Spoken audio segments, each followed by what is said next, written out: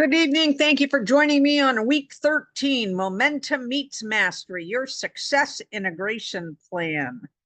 We have been through 12 weeks of very focused development covering mindset, leadership, monetization, resilience, financial strategy, and future proofing.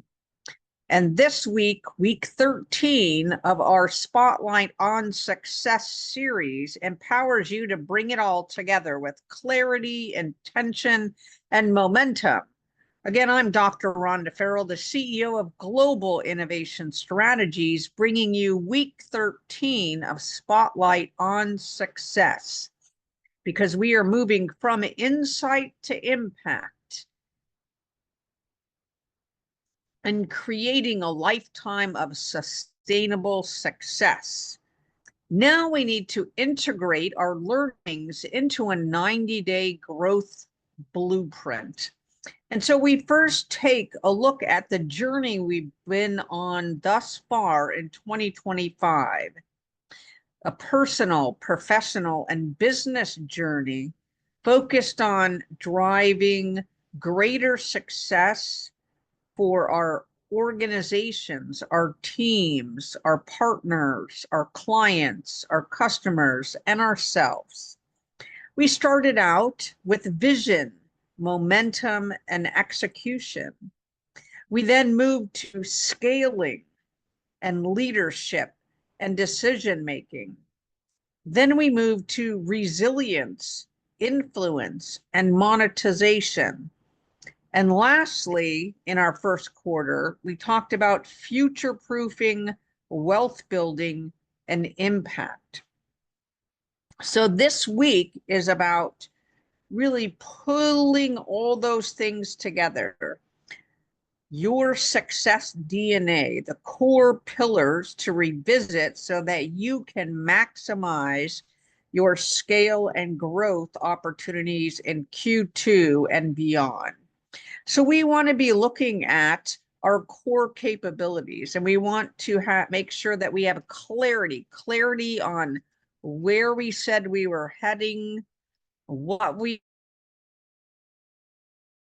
done today, standing, did we choose correctly, or do we need to pivot in Q2 and beyond?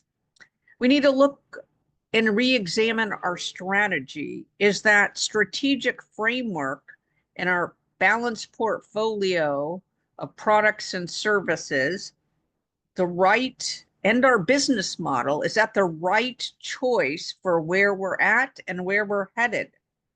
We need to understand if we have the right systems and processes in place to be able to get us there. Did we identify gaps? Do we need to put in place enablers? Do we need to mature in one or more areas of our organization so that we can then scale to the next level? We need to understand where we're at with our leadership team build out. Do we have the right people in the right places doing the right things? Not only from a leadership perspective, but from a team perspective, a partnership perspective, and a client and customer perspective. Then we need to look at our wealth wisdom. Have we created a balanced portfolio in our financial house for our organization to ensure that we're maximizing profits and we're investing and paying ourselves as well, especially if you are an early stage solopreneur or entrepreneur?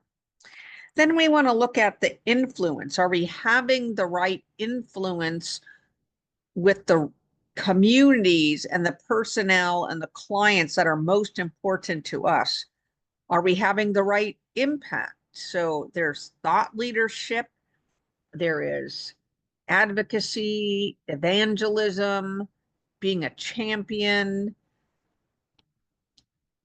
working domestically, working locally, working internationally to influence and impact the changes that our industries or our segments need. So what did you say you wanted to do? Are you doing that?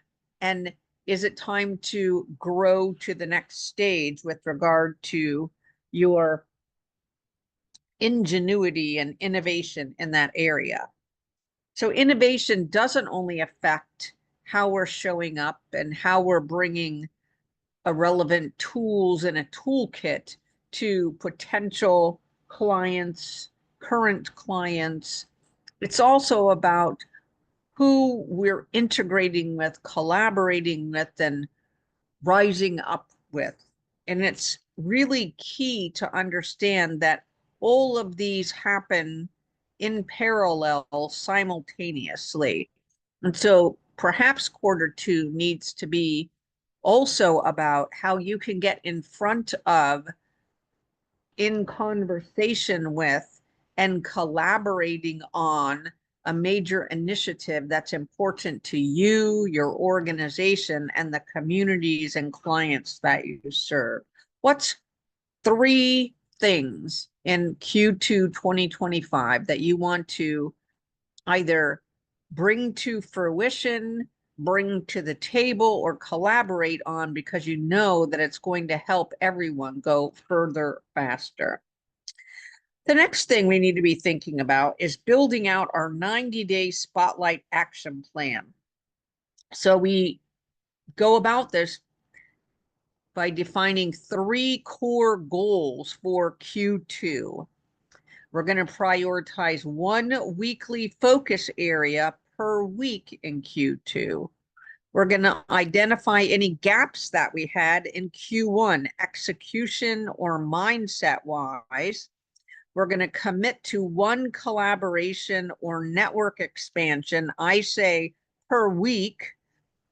And then we're going to set milestones and measure our progress for Q2, Q3, and so on through the end of the year and into 2026. What we're doing is we're really taking a checkpoint. How did we do? Where did we say we are going? How are we advancing towards those goals? Are we on track, off track? Do we have to pivot, or do we have to double down? And then depending on the answers to those, it's going to correlate into that Q2, Q3, Q4 refreshed roadmap and execution plan, for which we'll start rolling out after this next week. So the next area we need to look at is KPIs, key performance indicators for you to track for the next 90 days. And there's 3 different areas that we want you to consider tracking. First is your consistency score. That's how many actions did you say you're going to take in all of the different areas of your business, and how on track were you with actual execution against that?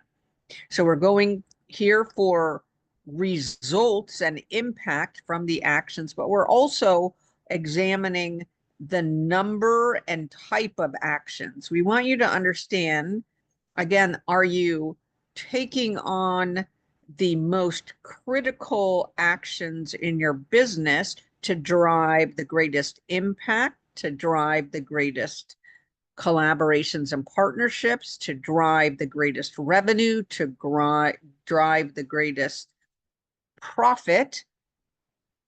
Or are you taking actions that are better delegated to someone else at this stage in your business? Again, our bright blue line is how much revenue do you want to be generating for the year? How many hours do you want to be working? Divide the 2, you're going to get your bright blue line number. If the actions that you're undertaking have a value that's less or even equal to that bright blue line number, please delegate and or get part-time and or a partner or some other resources, automation, etc., to help you delegate it, to get it off your plate so that you can begin or continue to advance towards working on your business or on your portfolio of businesses instead of working in your business only. The next is community engagement. And then we want you to understand from a marketing, branding, community recognition, etc., shares, comments, referrals, etc. We want to understand where you thought you would be, where you are, and then what do you need to change up in core Q2 and going forward. And then we want you to understand your impact moments, revenue, reach, and resilience wins. So revenue, of course, you have your targets, your cash flows, and your targets.